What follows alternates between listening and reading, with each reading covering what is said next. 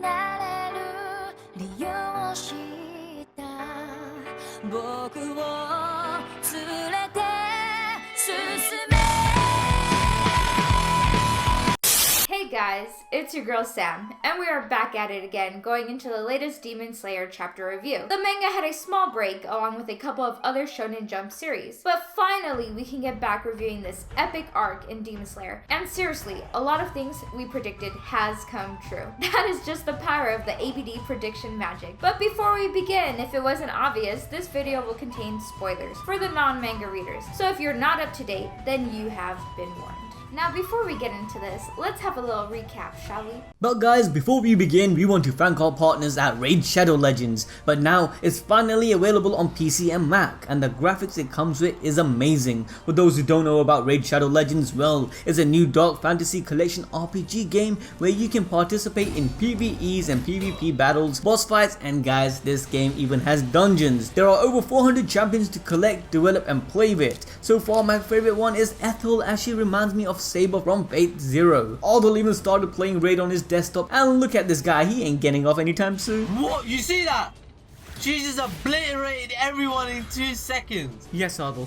Yes, I saw that. But as you guys can see, it runs super smooth and you don't need to have a crazy gaming rig. The game doesn't even take up too much space and the quality is absolutely incredible. Both me and Aldol are digging it so far. If you want to join us, then look for our ABD nickname, shoot an invite and join our clan. The download is really simple and once it's installed, it's always available on your desktop. The game is across device so you can play with the same user and switch between devices whenever you want.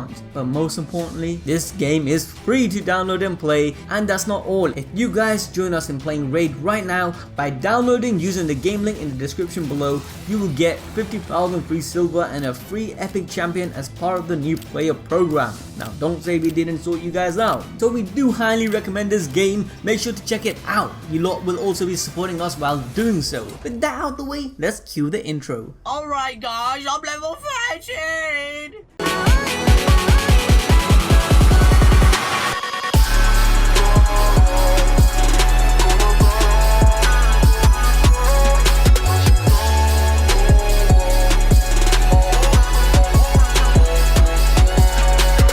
Left hanging with Obanai Iguru, the snake pillar, as we saw him and the other demon slayers, the wind, the stone, and the water pillar battling Muzan after they had just gotten healed by Tameo serums delivered by none other than Chachimaru, rest in peace Chachimaru, that was under Yushiro's talisman. If you want to get a better understanding of chapter 189, then make sure to watch our last review. Now at the end of the last chapter, it was revealed to us that the snake pillar was actually able to turn his Nichirin blade red. I am assuming that's where we are going to be starting this new chapter from. Alright, so we are starting with the snake pillar, as he contemplates if he should have turned his blade red in the first place, as it seems he has consumed way too much energy. Okay, before we continue, let's do a little recap about why and how Nichirin blades turn red. So as we know, when first receiving a Nichirin blade, it will turn into a distinct color depending on the wielder. But let's not forget that even just to change the color, the holder must have a certain amount of skill. And usually the color depends on the wielder's affinity of their style. Now when it comes to turning the blade red, we learned in the last chapter that the Demon Slayer's own internal body temperature must rise almost to the point of an extreme fever. And they must also press all their might into gripping the sword and change their mental fortitude into that of wanting to fight to the death. Basically, in almost all of the cases, this has been true, as almost every wielder who has changed the blade to red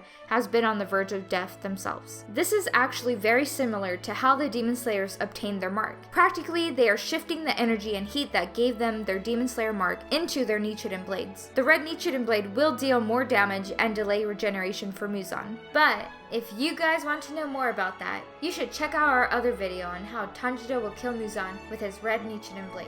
Okay, now that we are all caught up, let's get back into the story. So yes, it seems that Obanai the snake pillar expended so much energy to the point where he nearly fainted due to the lack of oxygen. Oh my gosh, no! Iguro needs to turn around! Muzan's about to stab him in the back. Dang, see? This is another reason why I really like and respect Obanai. During the entire battle, and even now, how he has only been thinking about everyone else and how he has to keep fighting because it would only be a burden on the others. Most likely because then they wouldn't be able to distribute Muzan's attack, and he would then be able to give stronger attacks to the individuals left behind fighting. Ah, and of course he's also thinking about his girl Kanroji. As we can see, she seems to be gravely injured, where she is now unable to move and is just being treated by a lower level demon slayer.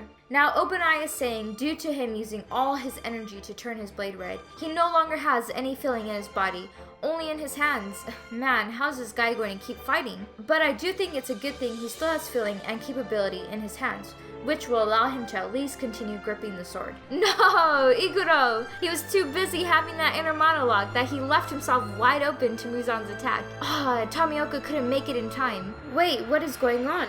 I thought his life energy was drained, but did he just dodge Muzan's attack? Wait, what? Someone legit hacked Muzan's arm clean off. Muzan is like, what kind of cut is that, bro? Did Iguro attack him while he dodged Muzan's attack? Actually, no. Even Muzan is going through the possibilities, and none of the current demon slayers who are fighting could have attacked him. And even though Iguro turned his blade red, it is likely impossible for him to extend the length of his blade. While Muzan was taking his time contemplating, he got slashed again by the same attack. Oh wait, hold up. That blade that Muzan is describing looks a bit familiar, you know?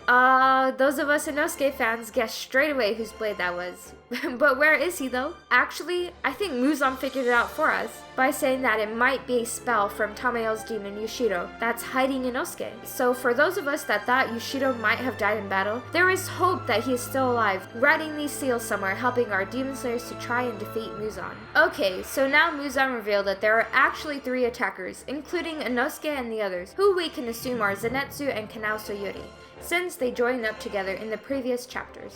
And I was correct. As Muzan slashes away Yushido's blood demon concealed talismans, Tanjiro's group of friends are revealed to us. Our OG squad, Inosuke, my personal favorite Zenitsu, and our girl Kanao. I mentioned in our last review that retired pillars need to join, but with these guys, I'm sure Muzan can't possibly win, right? They all sustained a bit of damage right there, but that is okay because I believe in these guys. Muzan can't defeat these 3 so easily. Although the rock pillar seems to be a bit shocked these guys are still alive. Now it seems like since Inosuke has a bunch more talismans, this just might be their tactic to hide, evade, and attack. That seems like a pretty good way to distract Muzan to me. By the way guys, this talisman was also given to the best demon slayer out there, Chachumaru, may he rest in peace. Basically, this is confirming that Yushido is strategically fighting Muzan from behind the scenes. Dude, I almost forgot about Iguro until they brought him back to chop off Muzan's arms. Seems like Muzan forgot about him too, as he left himself wide open. Muzan is definitely getting distracted and slipping up a bit. This battle actually might come to an end in the next couple of chapters, as the gang is pretty much all here. And to be honest, they aren't doing too bad. Remember guys, we are still waiting for best girl Nezuko to save Tanjiro. So with the addition of them two, Muzan has to be defeated. Unless Muzan somehow eats Nezuko and becomes a perfect demon. Or if he reveals other secret abilities, like, come on, the fight between Tanjiro and Muzan has to be epic. So as we've seen before in chapter 187 with Yorichi's fight against Muzan, where, you know, Muzan gets attacked by Red Nichirin Blade and his regeneration ability is slowed down by a lot, or even more so by being unable to regenerate completely. The wind pillar, Sanemi, also notices this and points it out, as the snake pillar Obanai's Red Nichirin Blade cuts through Muzan's arm. Oh my gosh, I truly can't wait for this to be animated. Flower breathing, thunder breathing, and then serpent breathing. Muzan is feeling the full force of the demon slaying core. Now we can see the rock pillar's inner thoughts, and he is realizing that he actually might have a chance of winning since more help has arrived. And with this newly arrived help, it gives Himejima a second to realize that to increase his power output, he needs to clash both ends of his weapon to turn both sides red. Now one way we can explain this is that in the fight against the first demon moon, Kokushibo, Tokito resonated his Red Nichirin Blade into Himejima's spiked flail part of his weapon by clashing his blade with it. This also happened with Sanemi, the wind pillar's blade. So with that logic, Himejima realized that he can spread the power to the axe end of his weapon, along with resonating the heat back to his spiked flail. And it seemed that the wind pillar also had the same idea, as he decides to clash his own sword with the water pillar Tomioka's blade, also turning it red. So now all the pillars fighting Muzan have the Red Nichirin Blade, and there is only one 1 hour and 3 minutes remaining till the sun rises. With the combination of having many invisible demon slayers attacking Muzan, along with the pillars using their Red Nichirins to deal longer lasting damage to Muzan. The fight continues, but more than likely Muzan will somehow be able to overcome this, possibly killing one of our slayers in the next chapter or so.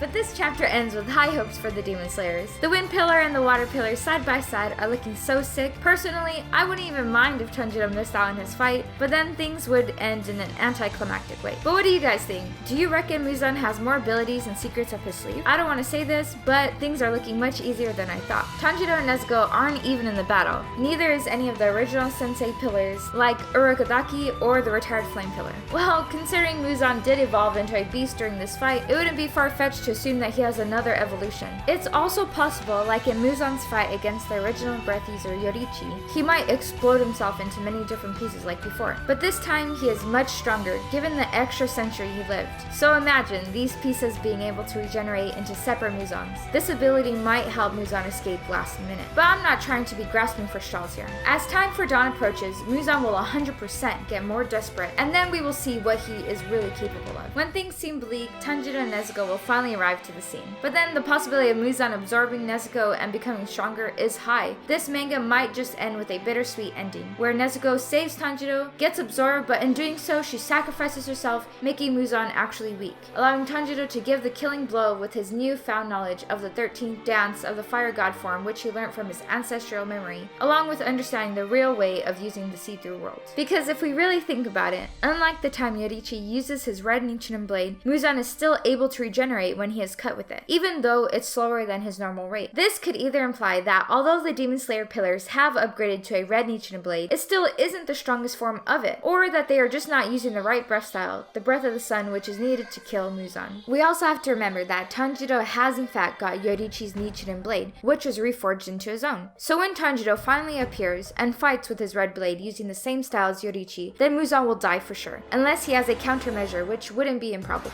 In any case, we have a couple theories on how the manga will conclude. I really do believe there will be a bittersweet ending. The first theory, to make it more interesting and worthwhile, Muzan will conquer the sun by consuming Nezuko. Tanjiro will then have to build up the resolve to kill him, knowing that he has to let go of his sister. This goes back to chapter 126, which might have been a foreshadow of this, as during their fight against the Hantengu, the fourth upper moon, Nezuko built a resolve greater than Tanjiro's, sacrificing herself. This time, it would be Tanjiro's turn to make the sacrifice. The second theory is that Tanjiro will destroy Muzan, and with the help of Nezuko's demon art, Muzan will not be able to escape like last time, as any remaining piece will be burnt and purified by her blood. The last theory is that during their fight against Muzan, the 13th form doesn't work against Muzan, and Tanjiro nearly gets killed or puts him near death's door in front of Nezuko, which in turn enrages her, turning her into a beast like we have seen in chapter 83. Muzan and Nezuko go at it until Muzan dies, Nezuko loses control of herself, and then needs to be stopped. So guys, those are our main 3 theories. Let us know what you guys think on how Demon Slayer will end. And guys, if you want me to continue doing these weekly Demon Slayer reviews, then smash that like button. Honestly, I really appreciate all the support that I see in the comments below, and it does mean a lot to me. And with that, I'll see you guys next time.